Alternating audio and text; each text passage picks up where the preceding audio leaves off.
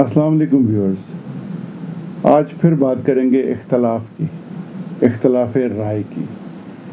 فرض کیجئے کوئی بھی ایک وقوع ہے، کوئی جگہ ہے جہاں 2 3 4 یا اس سے زیادہ افراد کسی بھی موضوع پہ گفتگو میں مشغول ہیں۔ آپ کا کیا خیال ہے؟ کسی بھی موضوع پہ کیا وہ کسی ایک رائے پہ متفق ہو جائیں گے؟ جی یہ عین ممکن ہے، اور یہ بھی عین ہی ممکن ہے کہ وہ ایک رائے پہ متفق نہیں ہوں گے، ان میں اختلاف رائے پایا جائے گا، جو کہ بہت ہی اچھی نشانی ہے۔ کس بات کی؟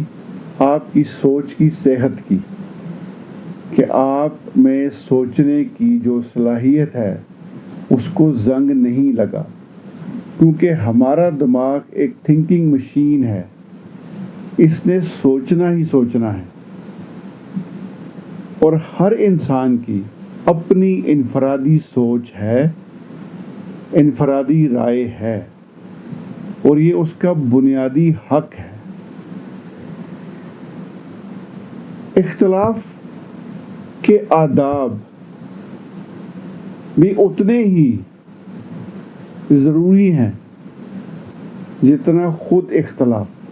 آپ اختلاف کریں، لیکن اس کے لیے کوئی نہ کوئی ایسا ضابطہ فالو کرنا پڑتا ہے، اس کی پیروی کرنی پڑتی ہے کہ جس کے مطابق آپ اختلاف کریں، ورنہ وہ اختلاف سے بڑھ کے کسی بھی اور چیز میں بدل جاتا ہے۔ اس میں کسی موقع پہ پھر گالی یا دشنام بھی شامل ہو جاتی ہیں، اور اگر گالی ہو گئی شامل تو پھر آپ کچھ بھی سمجھ لیجئے، بات کہیں بھی جا سکتی ہے۔ اس کو کیسے روکیں گے؟ اس کو کیسے مینیج کریں گے؟ اختلاف رائے کا ایک بہت بڑا پلیٹ فارم آج کل ہمارے درمیان یوٹیوب پہ میری ویڈیوز بھی اپلوڈ ہوتی ہیں، آپ کی بھی ہوتی ہیں، کروڑہا لوگ ہیں جن کی ویڈیوز آتی ہیں، شاید کروڑہا سے بھی زیادہ موضوعات ہیں۔ ایک ہی موضوع پہ آپ کو ہزاروں لاکھوں لوگوں کی، اسکالرز کی ویڈیوز ملیں گی، اور اختلاف رائے بھی ملے گا۔ یہ ڈیپینڈ کرتا ہے، یہ منحصر ہے اس رائے دینے والے پہ کہ وہ رائے کیسے دیتا ہے، اختلاف کے آداب فالو کرتے ہوئے، ان کی پیروی کرتے ہوئے، یا اپنی منمانی کرتے ہوئے۔ سوشل میڈیا پہ بہت سی چیزیں ہم دیکھتے ہیں، کسی بھی موضوع پہ کوئی ویڈیو آئی تو جواب غزل کے طور پہ اور بھی بہت سی ویڈیوز آتی ہیں۔ اب اختلاف رائے ان کا ہوتا ہے، لیکن جو انداز بیان ہے وہ اختلاف کے آداب سے باہر نکل جاتا ہے۔ مثال کے طور پہ اکثر آپ پڑھتے ہوں گے سوشل میڈیا کے اوپر، فلاں نے فلاں کی چھترول کر دی، فلاں نے فلاں کے پرخچے اڑا دیے، یا میں اڑا دوں گا، یا میں نے اڑا دیے، دھجیاں بکھیر دی۔ اختلاف رائے کرتے ہوئے باتوں کی حد تک بھی کسی کی دھجیاں کیوں بکھیری جائیں، یا پرخچے کیوں اڑائے جائیں، چھترول کیوں کی جائے، کسی کو روسٹ کیوں کیا جائے؟ یہ اس قدر متشددانہ قسم کی سوچ کو اختلاف رائے کے ساتھ شامل کرنے سے ایسے ہی نتائج نکلتے ہیں۔ کسی کو چمپو کہہ دینا، کسی کو چماٹ کہہ دینا، کسی کو چپڑ کناتھیے کہہ دینا، اس قسم کے اور بے شمار الفاظ ہیں۔ کیا یہ الفاظ ہمیں زیب دیتے ہیں کسی کو بھی، چاہے وہ میں ہوں چاہے وہ کوئی اور ہے۔ ذاتی طور پہ میں یہ سمجھتا ہوں کہ یہ اختلاف کرنے کے لیے بالکل بھی مناسب طریقہ نہیں ہے۔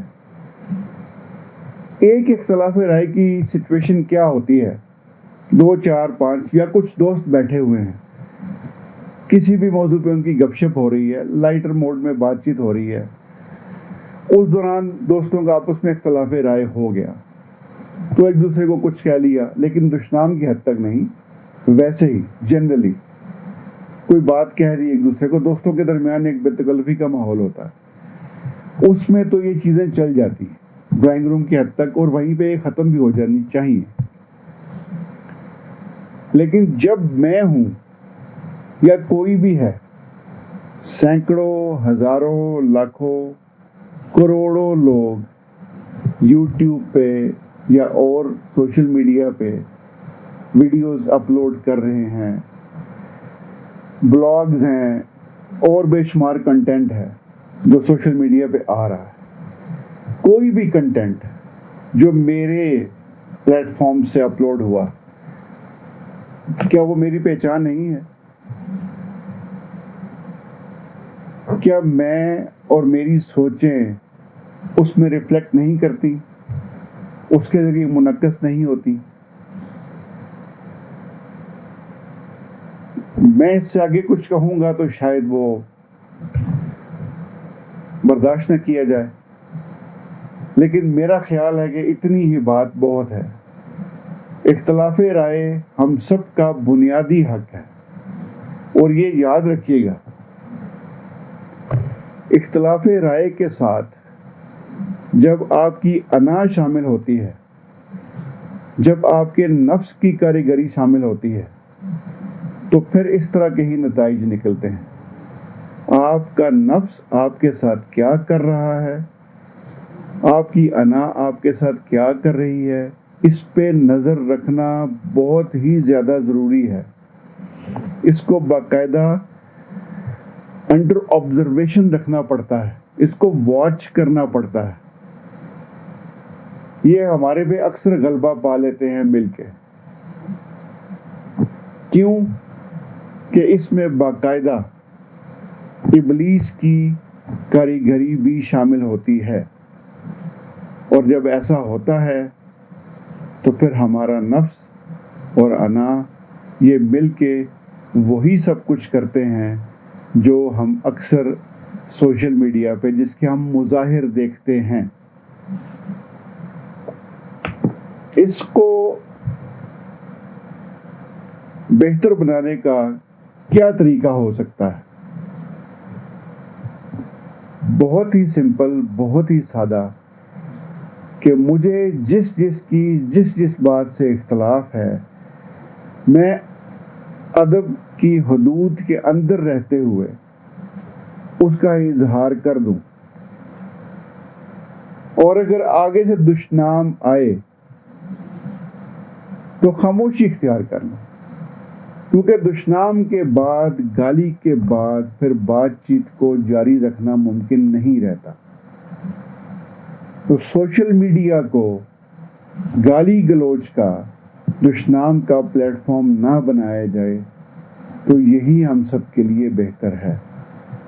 کوئی بات آپ کو اچھی نہیں لگتی، کوئی بات آپ کی سوچ کے خلاف ہے، آپ کی رائے کے خلاف ہے، تو آپ اپنی سوچ کو سوشل میڈیا پہ ریفلیکٹ کرنے سے پہلے، منعکس کرنے سے پہلے، اس کا مظاہرہ کرنے سے پہلے یہ ضرور سوچ لیں کہ جس بھی انداز سے آپ یہ کریں گے، بنیادی طور پہ وہ آپ کی تربیت اور تعلیم کی ریفلیکشن ہوگی۔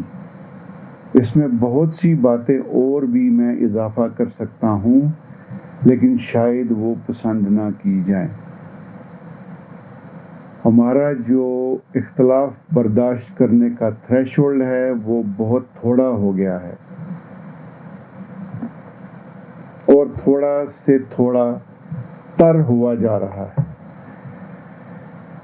اس کو بہتر کرنے کی ضرورت ہے، اور میرا خیال میں یہی طریقہ ہے، سادہ ترین طریقہ، کہ اگر کریں تو اچھے طریقے سے کریں، ورنہ خاموشی اختیار کرنا۔ اس کے علاوہ کوئی اور حل ہے تو آپ بتا دیجیے۔ اس وقت ہم دیکھتے ہیں کہ سوشل میڈیا پہ ایک طوفان بدتمیزی برپا ہے، باقاعدہ طوفان سے بھی زیادہ اگر کہا جائے تو سونامی بدتمیزی برپا ہے۔ سونامی کا جو لفظ ہے یہ ڈسٹرکشن کا، تباہی کا استعارہ ہے، تو طوفان شاید پھر بھی کم طاقت کا ہوتا ہے، سونامی کی طاقت کئی گنا زیادہ ہوتی ہے، اور یہ سوشل میڈیا پہ اس وقت سونامی بدتمیزی برپا ہے۔ ہم کوشش کرتے ہیں کہ ہم میں سے جو لوگ بھی کسی بھی حوالے سے سوشل میڈیا پہ ایکٹیو ہیں، چاہے ہم ولاگر ہیں، چاہے ہم بلاگر ہیں، چاہے ہم کوئی اور کام کر رہے ہیں، کوئی بھی چیز ہماری جب سوشل میڈیا تک آ جاتی ہے تو وہ اس قابل ہو کہ سب سے پہلے ہمارے اپنے گھر والے اس کو دیکھ سکیں، پڑھ سکیں۔ اگر ایسا نہیں ہے تو پھر وہ چیز سوشل میڈیا پہ نہیں آنی چاہیے۔ آپ بھی میری اس رائے سے جتنا مرضی اختلاف کریں، یہ آپ کا بنیادی حق ہے، لیکن اگر آپ کے پاس اس کا کوئی اور حل ہے میری بات سے اختلاف کرنے کے بعد، تو وہ بھی ضرور بتائیے، تاکہ ہم بھی اپنی اصلاح کر سکیں، ہم بھی بہتری لے کے آ سکیں، ہم بھی سوشل میڈیا پہ اور اچھے طریقے سے اپنا حصہ ڈال سکیں، کنٹریبیوٹ کر سکیں۔ اس پہ بہت کچھ بولا جا سکتا ہے، لیکن میرا خیال ہے کہ جتنا میں نے بول دیا ہے اتنے میں ہی ساری بات اپنا مطلب واضح کر دیتی ہے۔ اس پہ ہم دوبارہ بھی بات کر سکتے ہیں، پھر بات ہو جائے گی، خاص طور پہ ہمارے نفس کے حوالے سے اور ہماری انا کے حوالے سے۔ ہمارا نفس ہے کیا، اس پہ تفصیل سے بات ہوگی انشاءاللہ۔ مختصراً یہ کہ نفس ہمارے اندر، ہمارے ساتھ ایمبیڈڈ، سمویا ہوا، ہماری جان کا حصہ بنایا گیا ایک ایسا غیر مرئی وجود ہے، باقاعدہ ایک وجود ہے، اور باقاعدہ ایک انٹلیکٹ ہے بذات خود، جو کنسپائر کرتا ہے ہمارے ہی خلاف ابلیس کے ساتھ مل کے۔ ہم ہی اس کا ہدف ہوتے ہیں، اس کو ٹرین کرنا پڑتا ہے، اس کی تربیت کرنی پڑتی ہے۔ نہ اس کو ختم کیا جا سکتا ہے، نہ اس کو مارا جا سکتا ہے، اس کو تربیت یافتہ بنایا جا سکتا ہے۔ اس پہ مزید بات ہوگی انشاءاللہ۔ آج تک کے لیے، ابھی تک کے لیے اتنا ہی۔ دوبارہ آپ سے ملتے ہیں تھوڑے سے وقفے کے بعد۔ مع السلامہ۔